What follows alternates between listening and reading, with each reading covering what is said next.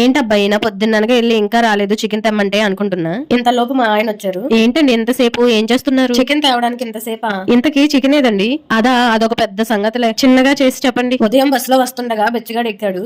అయ్యా 10 రూపాయలు ఉంటే దానం చెయ్యండి అన్నాడు. నేను 10 రూపాయలు తీసి అతనికి ఇచ్చాను. మంచిదే కదా, అక్కడే ఉంది అసలైన ట్విస్ట్ అన్నారు. ట్విస్ట్ ఏంటండి అన్నాను. అదే చెప్తా విను అన్నారు. నా వెనక సీట్ లో ఒక అతను కూర్చున్నాడు.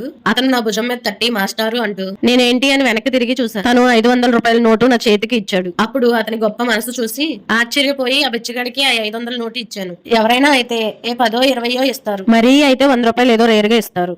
తను 500 ఇచ్చేసరికి బస్సు దిగేటప్పుడు అతని దగ్గరికి వెళ్ళి మీరు చాలా గ్రేట్ అండి, నేను 10 రూపాయలు ఇవ్వడానికి 10 సార్లు ఆలోచించాను, మీరు ఏకంగా 5 రూపాయల నోటు వేశారు అన్నాను. దానికి అతను అబ్బే అదేమీ లేదండి, ఇందాక మీరు జేబులు తడుముకున్నప్పుడు 500 రూపాయల నోటు కింద పడింది, దాన్నే మీకు తీసిచ్చాను అంతే అంటూ నవ్వుకుంటూ బస్ దిగి వెళ్ళిపోయాడు అన్నారు. ఉన్న ఒక్క 500 రూపాయలు అతనికి ఇచ్చేసాను కదా, చికెన్ తేవడానికి డబ్బులు లేవు అన్నారు. వీడియో నచ్చితే లైక్ చేయండి.